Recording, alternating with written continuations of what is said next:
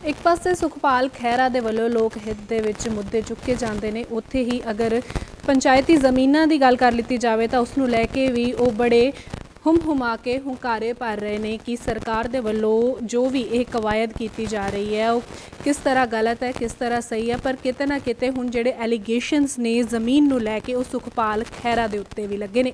ਕੀ allegations ਨੇ ਤੇ ਇਸ ਮਾਮਲੇ ਦੇ ਵਿੱਚ ਕੀ ਕੁਝ ਹੋ ਰਿਹਾ ਹੈ, ਸਾਡੇ ਨਾਲ ਗੱਲਬਾਤ ਕਰਨ ਵਾਸਤੇ ਐਡਵੋਕੇਟ ਹਰਸਿਮਰਨ ਮੌਜੂਦ ਨੇ। ਉਹਨਾਂ ਤੋਂ ਜਾਣਦੇ ਆ, ਪੰਜਾਬ ਅਤੇ ਹਰਿਆਣਾ ਹਾਈ ਕੋਰਟ ਦੇ ਵਿੱਚ ਇਹ ਵਕੀਲ ਨੇ।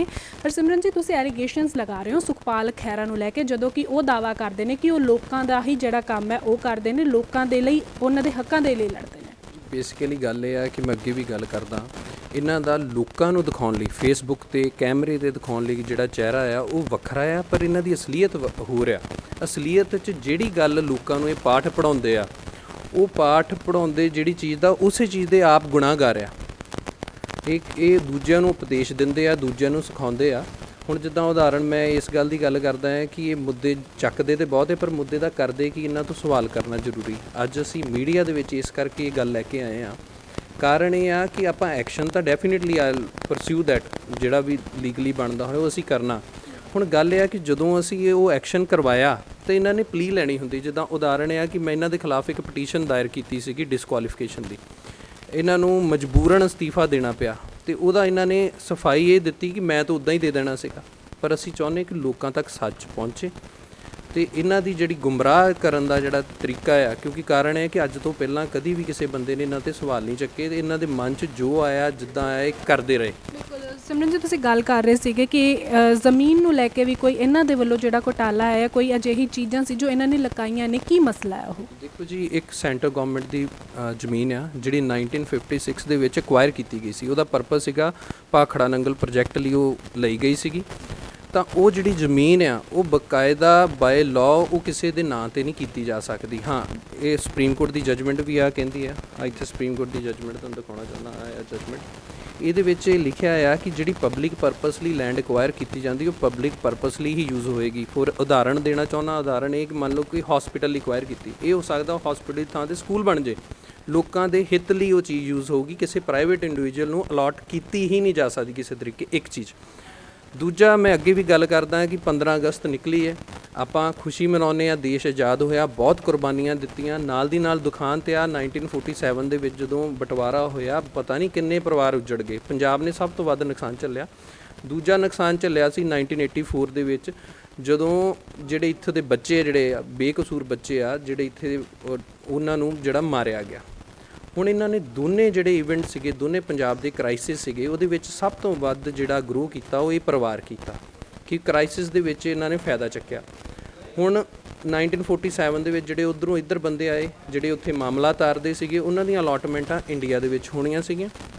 ਉਸੇ ਅਲਾਟਮੈਂਟ ਦੇ ਚੱਲਦੇ ਕੋਈ ਇੱਕ ਸੰਤੋਖ ਸਿੰਘ ਨਾਮ ਦਾ ਅਲਾਟੀ ਸੀਗਾ, ਜਿਹੜੇ ਬੰਦੇ 'ਤੇ ਅਲਾਟਮੈਂਟ ਹੋਣੀ ਸੀ, ਉਹ ਪੈਂਡਿੰਗ ਚੱਲਦੀ ਸੀਗੀ, ਬਟ ਉਹ ਬੰਦਾ ਇੱਥੇ ਪਹੁੰਚ ਹੀ ਨਹੀਂ ਪਾਇਆ, ਦੰਗਿਆਂ 'ਚ ਮਾਰਿਆ ਗਿਆ ਬਟਵਾਰੇ ਦੇ ਦੌਰਾਨ।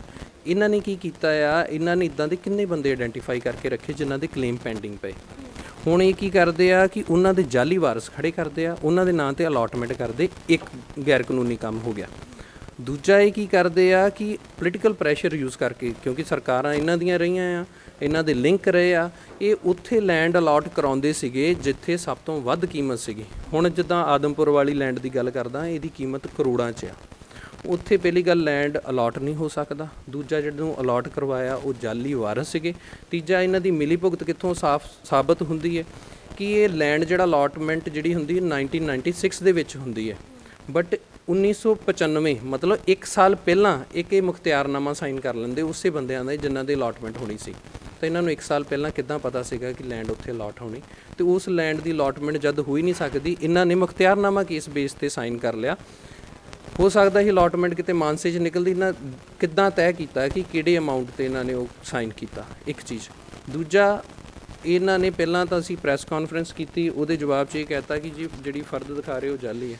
ਤੁਸੀਂ ਪੜ੍ਹ ਸਕਦੇ ਹੋ, 'ਚ ਲਿਖਿਆ ਉਹਨਾਂ ਦੱਸਿਆ ਖਹਿਰਾ ਨੇ ਦੋਸ਼ਾਂ ਨੂੰ ਨਕਾਰਿਆ, ਫਰਦ ਨੂੰ ਦੱਸਿਆ ਜਾਲੀ।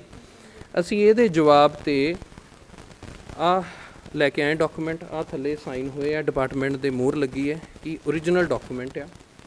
ਹੁਣ ਇਹਦੇ ਵਿੱਚ ਇਹ ਕਹਿੰਦਾ ਆ ਕਿ ਇਹ ਜਿਹੜਾ ਪ੍ਰਾਪਰਟੀ ਹੈ ਸੁਖਪਾਲ ਖਹਿਰੇ ਦੇ ਨਾਂ 'ਤੇ ਆ ਗਈ। ਇਹ ਕਿੱਦਾਂ ਆ ਗਈ? ਹੁਣ ਇਹ ਤਾਂ ਕਹਿ ਰਿਹਾ ਨਾ, ਬਟ ਇਹਨਾਂ ਨੇ ਉਸ ਸਮੇਂ ਦੌਰਾਨ 1995 ਤੋਂ ਲੈ ਕੇ 2018 'ਚ ਕਲੇਮ ਕਰਦੇ, ਬਾਅਦ 'ਚ ਮੰਨ ਗਏ ਆ, ਕਨਫੈਸ਼ਨ ਕੀਤਾ ਕਿਸੇ ਚੈਨਲ ਤੇ ਕਿਸੇ ਇੰਟਰਵਿਊ 'ਚ, ਕਹਿੰਦੇ ਮੈਂ 95 'ਚ ਲਈ ਸੀ, ਮੈਂ 18 'ਚ ਵੇਚਤੀ। ਪਰ 95 ਤੋਂ 18 ਦੇ ਵਿੱਚ ਇਹਨਾਂ ਨੇ 5 ਇਲੈਕਸ਼ਨ ਲੜੇ, ਮਤਲਬ 5 ਇਲੈਕਸ਼ਨ ਐਫੀਡੇਵਿਟ ਫਾਈਲ ਕੀਤੇ। ਤੇ ਜੇ 5 ਇਲੈਕਸ਼ਨ ਐਫੀਡੇਵਿਟ ਫਾਈਲ ਕੀਤੇ ਤੇ ਇਹਨਾਂ ਦੇ ਆਹ ਇਲੈਕਸ਼ਨ ਐਫੀਡੇਵਿਟ ਤੁਹਾਡੇ ਸਾਹਮਣੇ ਪਏ ਆ। ਮੈਂ ਸਾਰਿਆਂ ਨੂੰ ਦਿਖਾਉਣਾ ਵੀ ਚਾਹੁੰਦਾ ਕਿ ਕਿਸੇ ਥਾਂ ਤੇ ਵੀ ਆਦਮਪੁਰ ਦੀ ਜਿਹੜੀ ਜ਼ਮੀਨ ਆ ਉਹਦਾ ਮੈਂਸ਼ਨ ਹੀ ਨਹੀਂ ਕੀਤਾ ਕਿ ਉਹ ਪ੍ਰਾਪਰਟੀ ਕਿਤੇ ਹੈਗੀ ਕਿ ਨਹੀਂ ਹੈਗੀ। ਆ ਤੁਸੀਂ ਦੇਖ ਸਕਦੇ ਆ ਇਹਦੇ 'ਚ ਕਿਤੇ ਵੀ ਆਦਮਪੁਰ ਦਾ ਨਹੀਂ। ਇਹਨਾਂ ਆਪਣੇ ਰਾਮਗੜ੍ਹ ਵਾਲੇ ਲਿਖ ਲਿਆ, ਖਸਰਾ ਨੰਬਰ, ਹਾਊਸ ਨੰਬਰ, ਸਾਰਾ ਕੁਝ ਲਿਖ ਲਿਆ, ਪਰ ਆਦਮਪੁਰ ਦੀ ਪੈਲੀ ਦਾ ਕਿਤੇ ਵੀ ਕੋਈ ਜ਼ਿਕਰ ਹੀ ਨਹੀਂ। ਤੇ ਇਹਦਾ ਮਤਲਬ ਜਾਣਬੁੱਝ ਕੇ ਉਹਨੂੰ ਲੁਕਾਉਣਾ ਚਾਹੁੰਦੇ ਸੀਗੇ। ਦੂਜਿਆਂ ਤੇ ਤੌਮਤਾਂ ਲਾਉਂਦੇ ਆ, ਦੂਜਿਆਂ ਦਾ ਨਾਮ ਚੱਕਦੇ ਆ। ਮੈਂ ਅੱਜ ਤੱਕ ਕਿਸੇ ਬੰਦੇ ਨੂੰ ਇਹ ਨਹੀਂ ਸੁਣਿਆ ਕਿ ਕਿਸੇ ਬੰਦੇ ਨੇ ਕੋਈ ਜ਼ਮੀਨ ਸਰਕਾਰ ਦੀ ਵੇਚਤੀ ਹੋਵੇ। ਇਹਨਾਂ ਸਰਕਾਰ ਨੂੰ ਵੀ ਚੂਨਾ ਲਾਇਆ। ਦੂਜਾ, ਇਹਨਾਂ ਨੇ 18 ਦੇ ਵਿੱਚ ਜਿਹੜੇ ਬੰਦਿਆਂ ਨੂੰ ਪ੍ਰਾਪਰਟੀ ਵੇਚੀ, ਪਲਾਟ ਕੱਟ ਕੇ ਵੇਚਤੇ, ਇਲੀਗਲ ਕਲੋਨੀ ਜਿਹੜੀ ਗੈਰ ਕਾਨੂੰਨੀ ਹੈ, ਉਹ ਜਿੰਨੇ ਬੰਦਿਆਂ ਨੇ ਉੱਥੇ ਪ੍ਰਾਪਰਟੀ ਖਰੀਦ ਲਈ ਵਿਚਾਰੇ ਉਹ ਵੀ ਫਸ ਗਏ। ਇਹ ਪੈਸੇ ਲੈ ਕੇ ਆ ਬਾਹਰ ਚਲ ਗਏ। ਹੁਣ ਸਰਕਾਰ ਦੀ ਜ਼ਮੀਨ ਹੈ, ਸਰਕਾਰ ਨੇ ਜੋ ਵਾਪਸ ਲੈਣੀ, ਦਿੱਕਤ ਤੇ ਉਹਨਾਂ ਬੰਦਿਆਂ ਨੂੰ ਆਉਣੀ, ਇਹ ਤਾਂ ਪੈਸੇ ਲੈ ਕੇ ਬਾਹਰ ਆ। ਸੋ ਇਹਨਾਂ ਤੇ ਇੱਕ ਤਾਂ ਇਲੈਕਸ਼ਨ ਐਫੀਡੇਵਿਟ ਗਲਤ ਫਾਈਲ ਕਰਨ ਦਾ ਕੇਸ ਬਣਦਾ, ਇੱਕ ਆ 420 ਦਾ ਬਣਦਾ ਆ ਕਿ ਇਹਨਾਂ ਨੇ ਫਰਾਡ ਕੀਤਾ ਬਹੁਤ ਵੱਡਾ। ਜੀ ਤੇ ਹਰਸਿਮਰਨ ਜੀ, ਹੁਣ ਤੁਸੀਂ ਇੰਨਾ ਵੱਡਾ ਜਿਹੜਾ ਇਹਨਾਂ ਦਾ ਵੀ ਹੈ ਕੱਢ ਕੇ ਲਿਆਏ ਹੋ ਸਕੈਮ, ਮੈਂ ਇਸ ਨੂੰ ਕਹਿ ਸਕਦੀ ਹਾਂ, ਤੇ ਇਸ ਨੂੰ ਲੈ ਕੇ ਕਿਸੇ ਤਰ੍ਹਾਂ ਦੀ ਕੋਈ ਕਾਰਵਾਈ ਹੈ ਜਿਹੜੀ ਤੁਹਾਡੇ ਵੱਲੋਂ ਕੀਤੀ ਜਾਣੀ ਇਹਨਾਂ ਦੇ ਖਿਲਾਫ? ਦੇਖੋ ਜੀ, ਬੇਸਿਕਲੀ ਅਸੀਂ ਨਾ ਜਿੰਨੇ ਵੀ ਡਾਕੂਮੈਂਟਸ ਇਹਦੇ ਨਾਲ ਰਿਲੇਟਡ ਆ, ਪਹਿਲੀ ਗੱਲ ਤੇ ਅਲਾਟਮੈਂਟ ਲੈਟਰ ਹੈ ਜਿਹੜੀ ਉਹ ਵੀ ਰੱਖੀ। ਜਿਹੜੇ ਡਿਪਾਰਟਮੈਂਟ ਦੀ ਜ਼ਮੀਨ ਸੀਗੀ ਉਸ ਡਿਪਾਰਟਮੈਂਟ ਦੇ ਇੰਜੀਨੀਅਰ ਨੇ ਚਿੱਠੀਆਂ ਲਿਖੀਆਂ 97 ਤੋਂ ਲੈ ਕੇ 2001 ਤੱਕ। ਫਿਰ ਉਹਦੇ ਤੇ ਇੱਕ ਐਕਸ਼ਨ ਹੋਇਆ 2009 ਦੇ ਵਿੱਚ, ਐਕਸਡੀਐਮ ਜਲੰਧਰ, ਉਹ ਵੀ ਲੈਟਰ ਪਿਆ ਆ। ਉਹ 'ਚ ਲਿਖਿਆ ਜਾਂਦਾ ਇਸ ਜ਼ਮੀਨ ਦੀ ਕਿਸੇ ਤਰੀਕੇ ਦੀ ਖਰੀਦੋ ਫਰੋਖਤ ਤੇ ਪੂਰੀ ਤਰੀਕੇ ਨਾਲ ਬੈਨ ਆ। ਇਹ ਉਸ ਤੋਂ ਬਾਅਦ ਫਿਰ ਵੀ 18 'ਚ ਵੇਚ ਜਾਂਦੇ ਆ, ਮਤਲਬ ਇਹਨਾਂ ਨੇ ਗਲਤ ਕੰਮ ਕੀਤਾ। ਹੁਣ ਸਾਡਾ ਅਗਲਾ ਡਿਊ ਕੋਰਸ ਆਫ ਇਹਦੀ ਆਪਾਂ ਚਾਹੁੰਦੇ ਹਾਂ, ਲਾਅ ਦਾ ਵੀ ਇਹੀ ਬਣਦਾ, ਪਰ ਰੀਪ੍ਰੈਜ਼ੈਂਟੇਸ਼ਨ ਆਲਰੇਡੀ ਵੀ ਹੈਵ ਸਰਵਡ ਆ ਸੀਐਮ ਸਾਹਿਬ ਨੂੰ ਲਿਖੀ ਹੈ। ਇਹ ਸੀਐਮ ਸਾਹਿਬ ਨੂੰ ਕਿਉਂ ਲਿਖੀ ਹੈ? ਕਿਉਂਕਿ ਵਿਜੀਲੈਂਸ ਡਿਪਾਰਟਮੈਂਟ ਸੀਐਮ ਸਾਹਿਬ ਦੇ ਕੋਲ ਹੈ। ਹੁਣ ਉਹ ਪੜਤਾਲ ਕਰੇ ਡਿਪਾਰਟਮੈਂਟ ਕਿ ਉਹ ਕਿਹੜੇ ਅਫਸਰ ਸੀ, ਕਿਹੜੇ ਬੰਦੇ ਸੀ, ਕਿੰਨੇ ਇਨਵੋਲਵ ਸੀ, ਕਿੱਦਾਂ ਇਹ ਅਲਾਟਮੈਂਟ ਕੀਤੀ। ਤੇ ਇਹ ਵੀ ਵਿਜੀਲੈਂਸ ਦੇ ਦਾਇਰੇ ਦੇ ਹੇਠ ਹੁੰਦੇ ਆ, ਕਿਉਂਕਿ ਇਹ ਵੀ ਸੈਲਰੀ ਡਰਾਅ ਕਰਦੇ ਐਜ਼ ਐ ਐਮਐਲਏ। ਤਾਂ ਅਸੀਂ ਜੇ ਤੇ ਇੱਥੇ ਕਾਰਵਾਈ ਹੋ ਜਾਂਦੀ ਹੈ ਵੈਲ ਐਂਡ ਗੁੱਡ, ਜੇ ਨਹੀਂ ਹੋਈ ਤੇ ਆਪਾਂ ਇਹਦਾ ਖਹਿੜਾ ਛੱਡਣ ਵਾਲੇ ਨਹੀਂ, ਅਸੀਂ ਕੋਰਟ ਦੇ ਵਿੱਚ ਲੈ ਕੇ ਜਾਵਾਂਗੇ। ਬਿਲਕੁਲ, ਕੋਰਟ ਦਾ ਹੀ ਮੈਂ ਤੁਹਾਡੇ ਤੋਂ ਪੁੱਛਣਾ ਚਾਹ ਰਹੀ ਸੀ ਕਿ ਇਨ ਕੇਸ ਇਹ ਕੋਰਟ ਦੇ ਵਿੱਚ ਜਾਏਗਾ, ਜ਼ਾਹਿਰ ਜੀ ਗੱਲ ਹੈ ਕਿ ਟ੍ਰਾਇਲ ਵਗੈਰਾ ਵੀ ਹੋਏਗੀ, ਤੇ ਕੀ ਜਿਹੜੇ ਹੈਗੇ ਨੇ ਇਹਨਾਂ ਦੇ ਉੱਤੇ ਸਜ਼ਾ ਦਾ ਪ੍ਰਾਵਧਾਨ ਹੋ ਸਕਦਾ ਹੈ? ਕਿਸ ਤਰ੍ਹਾਂ ਦੀ ਸਜ਼ਾ ਅਗਰ ਇਹਨਾਂ ਦੇ ਉੱਤੇ ਐਲੀਗੇਸ਼ਨਸ ਇਹ ਪ੍ਰੂਵ ਹੁੰਦੇ ਨੇ ਤਾਂ ਉਹਨਾਂ ਨੂੰ ਮਿਲ ਸਕਦੀ ਹੈ? ਸਜ਼ਾ ਬੇਸਿਕਲੀ ਸਭ ਤੋਂ ਪਹਿਲੀ ਗੱਲ ਤਾਂ ਇੱਕ ਤਾਂ ਰਿਕਵਰੀ ਬਣਦੀ ਇਹਨਾਂ ਤੋਂ। ਦੂਜੀ ਇਹ ਕਿ ਜਿਹੜੇ ਗਲਤ ਇਲੈਕਸ਼ਨ ਐਫੀਡੇਵਿਟ ਫਾਈਲ ਕੀਤੇ ਆ, ਇੱਕ ਐਫੀਡੇਵਿਟ ਗਲਤ ਫਾਈਲ ਕਰਨ ਦੀ 6 ਮਹੀਨੇ ਦੀ ਸਜ਼ਾ ਆ, ਤੇ ਇਹਨਾਂ 5 ਫਾਈਲ ਕੀਤੇ, ਇੱਕ ਤਾਂ ਉਹ ਬਣ ਗਈ। ਇੱਕ ਜਿਹੜਾ 420 ਫਰਾਡ ਕੀਤਾ, ਫੋਰਜਰੀ ਕੀਤੀ, ਬਹੁਤ ਵੱਡਾ ਕ੍ਰਾਈਮ ਹੈ। ਤਾਂ ਇਸ ਲਾਖਾਂ ਪਿੱਛੇ ਹੋਣਗੇ ਇਸ ਚੀਜ਼ 'ਤੇ, ਜ਼ਮਾਨਤਾਂ ਲਈ ਆਪਣੀਆਂ ਤਿਆਰੀਆਂ ਕਰਨ। ਇਹਨੂੰ ਅਸੀਂ ਇੱਕ ਥਾਂ 'ਤੇ ਪਹੁੰਚਾ ਕੇ ਰਵਾਂਗੇ ਕਨਕਲੂਜਨ 'ਤੇ। ਹਰਸਿਮਰਨ ਜੀ, ਤੁਹਾਨੂੰ ਨਹੀਂ ਲੱਗਦਾ ਕਿ ਚਲੋ ਸੀਐਮ ਨੂੰ ਵੀ ਤੁਸੀਂ ਦੱਸਿਆ ਕਿ ਵਿਜੀਲੈਂਸ ਦੇ ਹੇਠਾਂ ਜਿਹੜਾ ਹੈ ਦਾਇਰੇ ਦੇ ਵਿੱਚ ਲਿਆਂਦਾ ਗਿਆ, ਕੋਰਟ ਦਾ ਵੀ ਤੁਸੀਂ ਕਹਿ ਰਹੇ ਹੋ ਅਸੀਂ ਰੁਕ ਕਰਾਂਗੇ, ਪਰ ਜਿਸ ਤਰ੍ਹਾਂ ਨਾਲ ਪਬਲਿਕ ਨੂੰ ਗੁੰਮਰਾਹ ਕੀਤਾ ਗਿਆ, ਪੰਜਾਬ ਦੇ ਹੱਕਾਂ ਦੀ ਇਹ ਗੱਲ ਕਰਦੇ ਨੇ, ਪੰਜਾਬ ਦੇ ਲੋਕਾਂ ਨੂੰ ਗੁੰਮਰਾਹ ਕੀਤਾ ਗਿਆ, ਤੇ ਇੱਕ ਜਿਹੜੀ ਸ਼ਿਕਾਇਤ ਹੈਗੀ ਉਹ ਇਲੈਕਸ਼ਨ ਕਮਿਸ਼ਨ ਨੂੰ ਵੀ ਬਣਦੀ ਹੈ? ਜੀ ਬਿਲਕੁਲ, ਇਲੈਕਸ਼ਨ ਕਮਿਸ਼ਨ ਨੂੰ ਅਸੀਂ ਲਿਖ ਰਹੇ ਹਾਂ ਤੇ ਅਸੀਂ ਕਾਰਵਾਈ ਵੀ ਕਰਾਵਾਂਗੇ।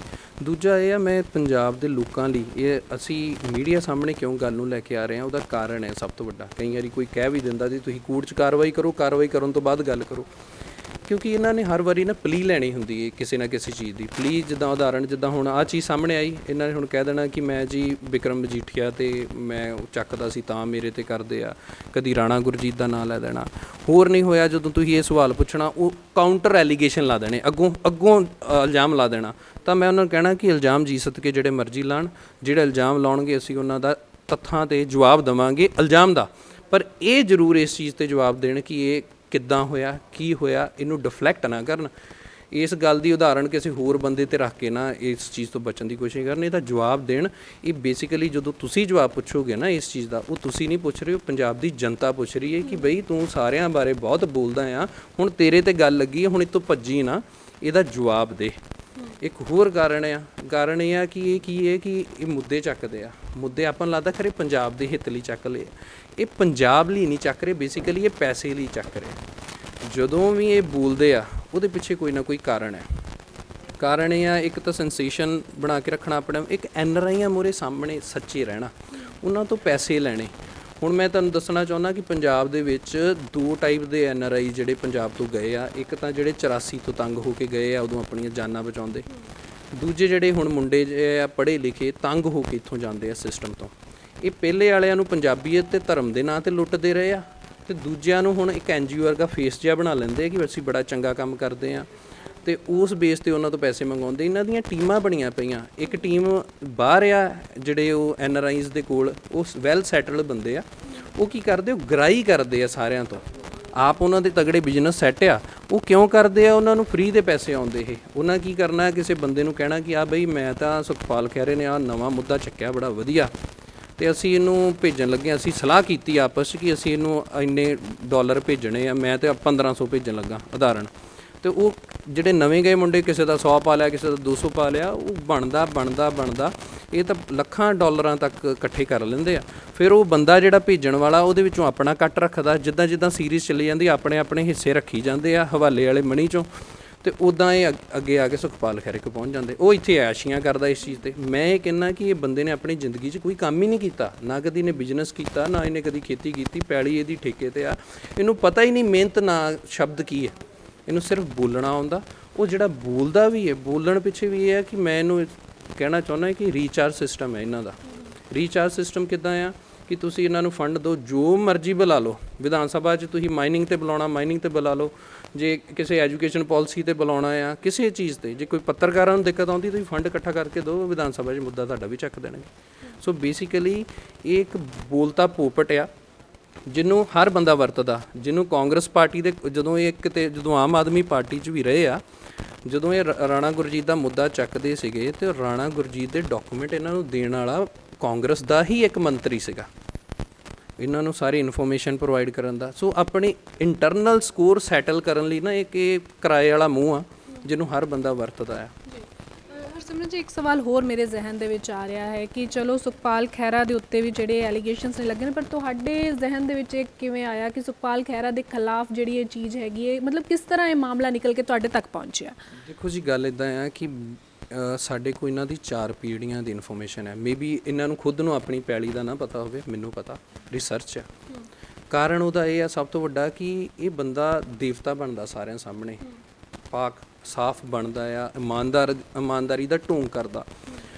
ਹੁਣ ਜਦੋਂ ਅਸੀਂ ਇਸ ਚੀਜ਼ ਨੂੰ ਦੇਖਦੇ ਹਾਂ, ਸਾਡੇ ਲੋਕੀ ਗੁੰਮਰਾਹ ਹੁੰਦੇ ਆ। ਹੁਣ ਜਦੋਂ ਪਿੱਛੇ ਇਲੈਕਸ਼ਨ ਹੋਏ ਸੀਗੇ, ਇਲੈਕਸ਼ਨਾਂ ਦੇ ਵਿੱਚ ਇਹ ਜੇਲ੍ਹ ਚਲ ਗਏ ਨਾ, ਆ ਕੇ ਅਸਲੀ ਗੱਲ ਇਹ ਥੋੜ੍ਹਾ ਦੱਸੀ ਕਿ ਜੇਲ੍ਹ ਕਿਉਂ ਗਏ। ਨਸ਼ੇ ਦਾ ਕੇਸ ਸੀਗਾ, ED ਲੈ ਕੇ ਗਈ, ਉਹਨਾਂ ਬਾਹਰ ਆ ਕੇ ਉਹਨੂੰ ਵੇਚਿਆ ਕਿ ਦੇਖੋ ਵੀਰੋ, ਮੈਂ ਜੇ ਤੁਸੀਂ ਮੈਨੂੰ ਜਿਤਾਉਂਦੇ ਨਹੀਂ ਮੈਂ ਤਾਂ ਜੇਲ੍ਹ ਚਲ ਜਾਣਾ ਦੁਬਾਰਾ। ਉਹਨਾਂ ਤਰਸ ਕੀਤਾ, ਉਹਨਾਂ ਇਹਦੀ ਮਦਦ ਕੀਤੀ, ਉੱਦਾਂ ਵੇਚ ਲੈਂਦੇ। ਹੁਣ ਇਹਦੀ ਵੀ ਕਾਰਵਾਈ ਦੀ ਗੱਲ ਤੁਹਾਡੇ ਤੱਕ ਤਾਂ ਪਹਿਲਾਂ ਲੈ ਕੇ ਆਉਂਦੇ ਆ। ਮੈਂ ਆਡੀਅנס ਨੂੰ ਵੀ ਦੱਸਣਾ ਚਾਹੁੰਦਾ, ਜਿਹੜੇ ਦੇਖਦੇ ਆ, ਇਹ ਤੁਹਾਨੂੰ ਤਾਂ ਦੱਸ ਰਹੇ ਆ ਇਹ ਮੁੱਦਾ ਕਾਰਵਾਈ ਹੋਣ ਤੋਂ ਪਹਿਲਾਂ, ਕਿਉਂਕਿ ਕੱਲ੍ਹ ਨੂੰ ਇਹ ਆ ਕੇ ਰੋਵੇ ਨਾ। ਇਹ ਨਾ ਹੋਵੇ ਕਿ ਇਹ ਭਾਵੇਂ 2 ਸਾਲ, ਭਾਵੇਂ ਇਹਨੂੰ 2 ਸਾਲ ਲਾਉਣੇ ਪੈ ਜਾਣ, 3 ਸਾਲ ਜੇਲ੍ਹ 'ਚ ਰਹਿ ਜਾਣ, ਇਹਨੂੰ ਕੋਈ ਦਿੱਕਤ ਨਹੀਂ, ਪੈਸੇ ਆਉਣੇ ਚਾਹੀਦੇ ਆ।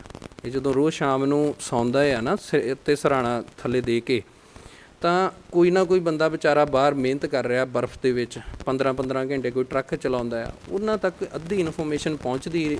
ਜਿਹੜੀ ਜਿੱਦਾਂ ਹੁਣ ਉਦਾਹਰਨਾਂ ਲੱਗੇ, ਜੇ ਇਹਨਾਂ ਨੇ ਕੋਈ ਕੰਟਰੋਵਰਸੀ ਜੀ ਹੋਈ ਹੈ ਐਰਾ ਗੈਰਾ ਨੱਥੂ ਖਹਿਰੇ ਵਾਲੀ, ਤਾਂ ਉਹਦੇ ਵਿੱਚ ਵੀ ਅੱਧਾ ਪੱਖ ਦੱਸ ਕੇ ਗਏ।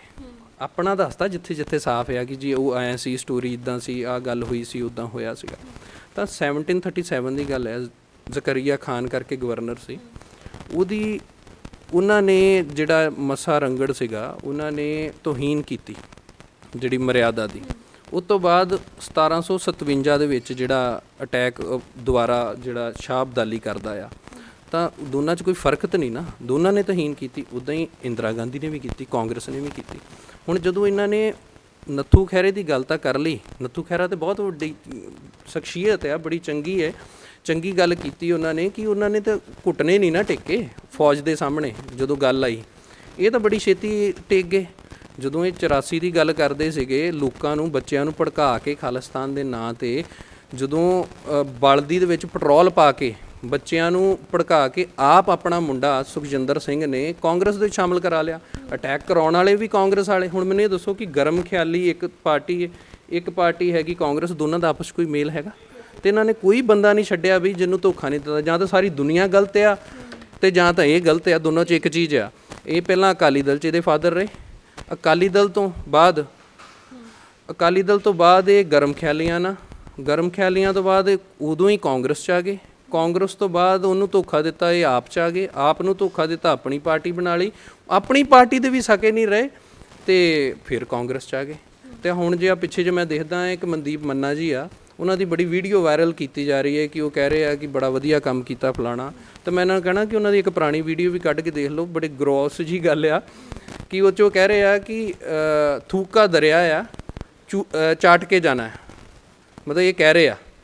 ਤਾਂ ਇਹਨਾਂ ਨੂੰ ਇਹ ਵੀ ਦੇਖ ਲੈਣਾ ਚਾਹੀਦਾ ਆ ਕਿ ਆਪਣੇ ਸਟੈਂਡ 'ਤੇ ਰਹਿਣ। ਇਹ ਕਿਸੇ ਸਟੈਂਡ ਦੇ ਬੰਦੇ ਨਹੀਂਗੇ। ਪੰਜਾਬ ਨੂੰ ਇਹ ਪਛਾਣਨ ਦੀ ਜ਼ਰੂਰਤ ਆ, ਲੋੜ ਆ। ਨਹੀਂ ਤਾਂ ਆਉਣ ਵਾਲਾ ਸਮਾਂ ਆ, ਸਾਡੇ ਪੰਜਾਬ ਦੇ ਵਿੱਚ ਇਹਨਾਂ ਨੇ ਇੱਕ ਡਿਜੀਟਲ ਮੰਗਤੇ, ਇੱਕ ਟਰਮ ਆ, ਇਹਨਾਂ ਡਿਜੀਟਲ ਮੰਗਤੇ ਕ੍ਰੀਏਟ ਕਰ ਦੇਣੇ। ਜੀ ਅਖੀਰੀ ਸਵਾਲ ਮੈਂ ਤੁਹਾਡੇ ਤੋਂ ਲਵਾਂਗੀ ਹਰਸਿਮਰਨ ਜੀ, ਹੁਣ ਅਗਲਾ ਸਟੈਪ ਹੈ ਜਿਹੜਾ ਤੁਸੀਂ ਸੀਐਮ ਸਾਹਿਬ ਤੱਕ ਤਾਂ ਪਹੁੰਚ ਕਰ ਲਈ, ਕਿ ਹਾਲੇ ਤੁਸੀਂ ਵੇਟ ਕਰੋਗੇ ਕਿ ਉਹਨਾਂ ਵੱਲੋਂ ਕੋਈ ਐਕਸ਼ਨ ਲਿਆ ਜਾਵੇ ਜਾਂ ਅੱਗੇ ਤੁਸੀਂ ਵਧੋਗੇ? ਜੀ definitely there is a timeline ਸਾਡੇ ਮਨ ਦੇ ਵਿੱਚ ਹੈ। ਆਪਾਂ ਇੱਕ ਟਾਈਮ ਤੱਕ will wait, otherwise will move to court. ਜੀ ਬਹੁਤ ਬਹੁਤ ਸ਼ੁਕਰੀਆ। Thank you. ਇਸ ਸਨ ਸਾਡੇ ਨਾਲ ਪੰਜਾਬ ਅਤੇ ਹਰਿਆਣਾ ਹਾਈ ਕੋਰਟ ਦੇ ਵਕੀਲ ਐਡਵੋਕੇਟ ਹਰਸਿਮਰਨ ਜੀ, ਜਿਨ੍ਹਾਂ ਨੇ ਸਾਨੂੰ ਜਾਣਕਾਰੀ ਦਿੱਤੀ ਕਿ ਜਿਹੜੇ ਸੁਖਪਾਲ ਖਹਿਰਾ ਨੇ ਇੱਕ ਪਾਸੇ ਲੋਕਾਂ ਦੇ ਹੱਕਾਂ ਦੇ ਲਈ ਤਾਂ ਬੜੇ ਆ ਕੇ ਗੱਲ ਕਰਦੇ ਨੇ, ਉਹਨਾਂ ਦੇ ਮੁੱਦੇ ਤਾਂ ਬਹੁਤ ਚੁੱਕਦੇ ਨੇ, ਪਰ ਕਿਤੇ ਨਾ ਕਿਤੇ ਉਹਨਾਂ ਨੇ ਪੰਜਾਬ ਦੀ ਜਨਤਾ ਨੂੰ ਵੀ ਗੁੰਮਰਾਹ ਕੀਤਾ ਹੈ। ਤੇ ਆਪਣੀ ਜਿਹੜੀ ਉਹਨਾਂ ਦੀ ਇੱਕ ਜ਼ਮੀਨ ਸੀ ਜੋ ਇਸ ਦੀ ਕਿ ਫਰਦਾਂ ਉਹ ਜਾਲੀ ਦੱਸ ਰਹੇ ਸੀ, ਬਾਅਦ ਦੇ ਵਿੱਚ ਉਹਨਾਂ ਨੇ ਕਨਫੈਸ ਕਰ ਲਿਆ ਕਿ ਨਹੀਂ ਇਹ ਜ਼ਮੀਨ ਉਹਨਾਂ ਦੇ ਕੋਲ ਹੀ ਸੀ ਤੇ ਉਹਨਾਂ ਨੇ ਵੇਚੀ ਵੀ ਹੈ। ਹੁਣ ਉਸ ਨੂੰ ਲੈ ਕੇ ਜ਼ਰੂਰ ਜਿਹੜਾ ਇੱਕ ਸਟੈਪ ਹੈਗਾ ਉਹ ਹਰਸਿਮਰਨ ਦੇ ਵੱਲੋਂ ਸੀਐਮ ਸਾਹਿਬ ਤੱਕ ਵੀ ਉਸ ਦੇ ਲਈ ਪਹੁੰਚ ਕੀਤੀ ਗਈ ਹੈ ਤੇ ਉਹਨਾਂ ਦਾ ਕਹਿਣਾ ਹੈ ਕਿ ਸੀਐਮ ਸਾਹਿਬ ਪਹਿਲਾਂ ਇਸ ਤੇ ਐਕਸ਼ਨ ਲੈ ਲੈਣਗੇ, ਨਹੀਂ ਤਾਂ ਅੱਗੇ ਜਿਹੜਾ ਹੈ ਫਰਦਰ ਕੋਰਟ ਦੇ ਲਈ ਜ਼ਰੂਰ ਉਸ ਮਾਮਲੇ ਦੇ ਵਿੱਚ ਮੂਵ ਕੀਤਾ ਜਾਏਗਾ। ਹੁਣ ਦੇਖਣਾ ਹੋਏਗਾ ਕਿ ਇਸ ਮਾਮਲੇ ਦੇ ਵਿੱਚ ਸਰਕਾਰ ਕੀ ਪੈਰਵੀ ਕਰਦੀ ਹੈ। ਵੀਡੀਓ ਜਰਨਲਿਸਟ ਅਨਿਲ ਦੇ ਨਾਲ ਦੈਨਿਕ ਸਵੇਰਾ ਟੀਵੀ ਦੇ ਲਈ ਚੰਡੀਗੜ੍ਹ ਤੋਂ ਹਰਸਿਮਰਨ। ਬਾਬਾ ਯਾਮੀਨ ਬੰਗਾਲੀ 골ਡ ਮੈਡਲਿਸਟ ਤੁਹਾਡੇ ਸ਼ਹਿਰ 'ਚ ਪਹਿਲੀ ਵਾਰ ਅਦਭੁਤ ਸ਼ਕਤੀ ਚਮਤਕਾਰ ਵੇਖੋ। ਦੇਸ਼ ਵਿਦੇਸ਼ 'ਚ ਬੈਠੇ ਸਾਨੂੰ WhatsApp ਤੇ ਵੀ ਕਾਲ ਕਰ ਸਕਦੇ ਨੇ। ਘਰ ਬੈਠੇ 11 ਮਿੰਟਾਂ 'ਚ 101% ਦੀ ਗਰੰਟੀ ਨਾਲ ਸਮਾਧਾਨ। ਵਸ਼ੀਕਰਨ ਅਤੇ ਮੁਠਕਰਨੀ ਦੇ ਮਾਹਿਰ ਸਭ ਤੋਂ ਪਹਿਲਾਂ ਕੰਮ ਕਰਨ ਦਾ ਵਾਅਦਾ। ਨੌਕਰੀ, ਪ੍ਰਮੋਸ਼ਨ, ਕਾਰੋਬਾਰ 'ਚ ਪਰੇਸ਼ਾਨੀ, ਘਰ 'ਚ ਝਗੜਾ, ਬਰਕਤ, ਔਲਾਦ ਕਹਿਣੇ ਤੋਂ ਬਾਹਰ ਹੋਣਾ, ਕੋਰਟ ਕੇਸ, ਤਲਾਕ, ਪ੍ਰਾਪਰਟੀ ਡਿਸਪਿਊਟ, ਗੁਪਤ ਰੋਗ, ਪੁਰਾਣਾ ਦਰਦ, ਪਤੀ ਪਤਨੀ ਚੰਬਨ, ਜਾਦੂ ਟੋਣਾ, ਮਨਮੋਹਣੀ ਵਸ਼ੀਕਰਨ ਕਰਵਾਉਣਾ ਜਾਂ ਤੁੜਵਾਉਣਾ, ਸੌਤਨ ਦੁਸ਼ਮਣ ਤੋਂ ਛੁਟਕਾਰਾ ਸਦਾ ਲਈ, ਰੁੱਸੇ ਨੂੰ ਮਨਾਉਣਾ, ਪਿਆਰ ਮੁਹੱਬਤ। ਬਾਬਾ ਯਾਮੀਨ ਬੰਗਾਲੀ 9643503221।